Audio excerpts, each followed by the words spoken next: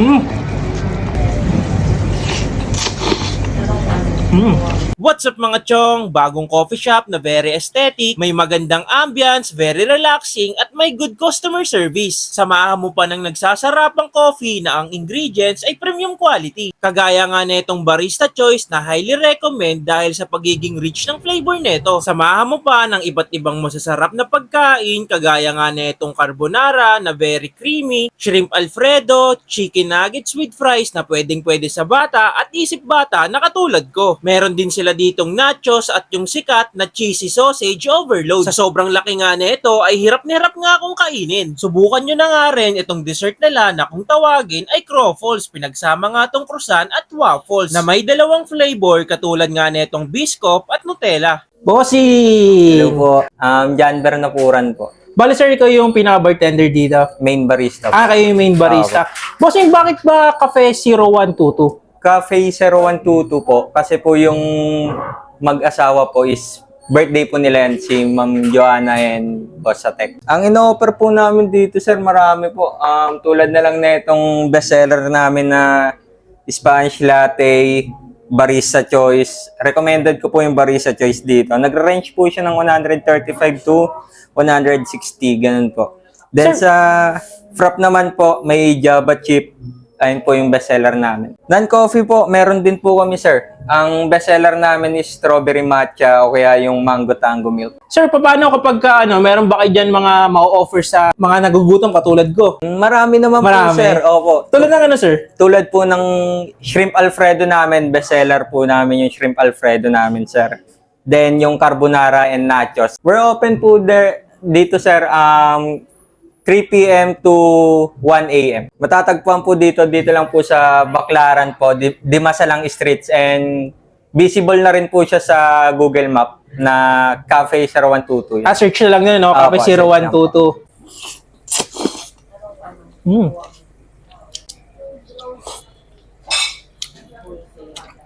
Sarap.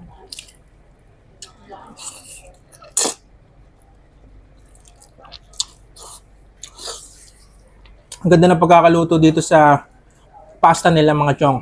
Very al dente. Ayan. Al dente na, very pa, no?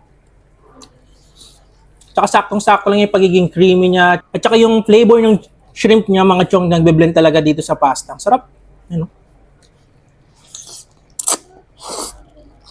Ito naman mga chong, yung carbonara nila. Ayan, no? Tignan niyo, no? Diba? May bacon. Bacon on top. Ayan. Try na natin yan.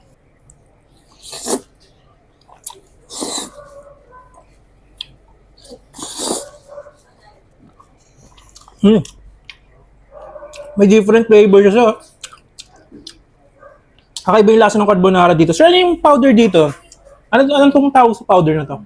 Parmesan cheese. Kasi meron siya creamy siya na medyo may konting sipa ng alat.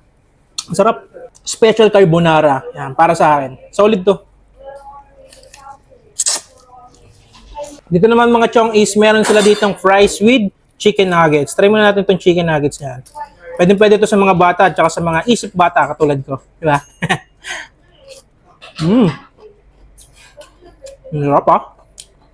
Crispy.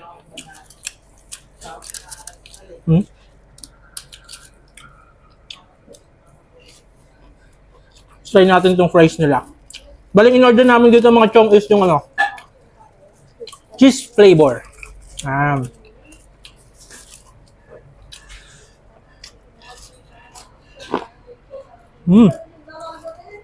sarap. Tsaka yung dito, yung fries nila hindi yung normal. Ayun. May design.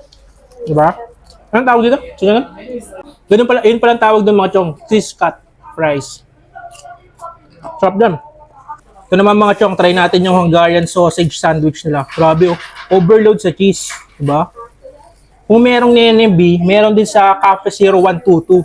Diba? Na overload. Try natin. Laki oh.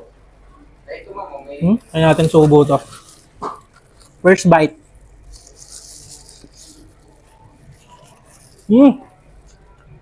Grabe. Sarap ng cheese niya. Price, ano price? Tsaka yung sausage na dito mga chong, ang laki. Grabe, ang hirap isubot. Sobrang laki.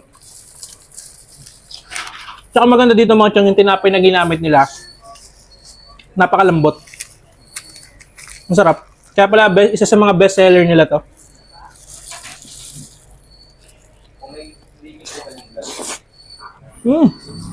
Ito naman mga chong, yung nachos overload beef. Sir, magkano tong ganito? Yun, 130 pesos lang mga chong. Naka-beef na yan.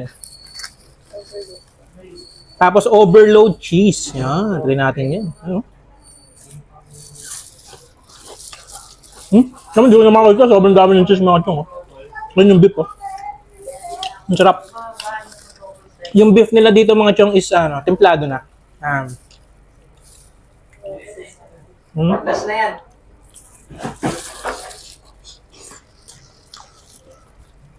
Sarap. Siyempre mga chong, pag meron tayong masasarap na pagkain dito, dapat paparisan din natin yan ng masarap na dessert. Yan, no? Ito yung tinatawag nilang croffles. So, croissant siya na ginawang waffle. Yan. Yan, no? Combination. Try natin. Ang sarap. Ang sarap nga. Legit. Ang sarap. Saktong-sakto lang yung tamis niya. Tsaka nagbe-blend siya dun sa Nutella, sa cream, tsaka dun sa almond. Sarap. Sarap. Tapos ito mga chong, ito yung tinatawag na blueberry burst. Yan. Ito yung pumuputok-putok daw sa bibig. Yan. Yung boba, kung tawagin. Yan. Try natin.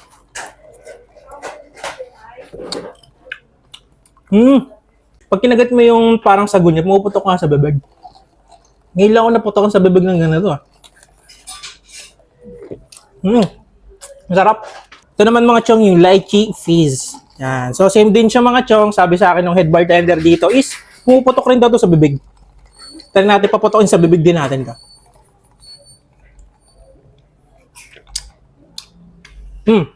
Ito naman mga chong, sakto lang yung tamis niya. Pero ayos din to, pantanggal uhaw. Lalo na ngayon, ang init. Ayos.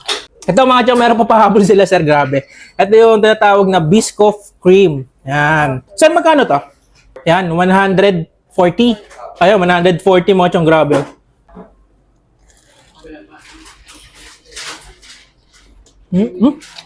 Wala pa.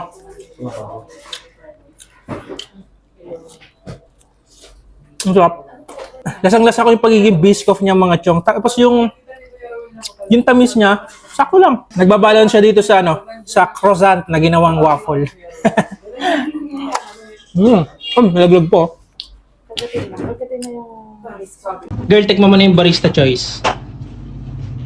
Yan. Ito yung mahilig sa kape. Sarap. Iuwi mo.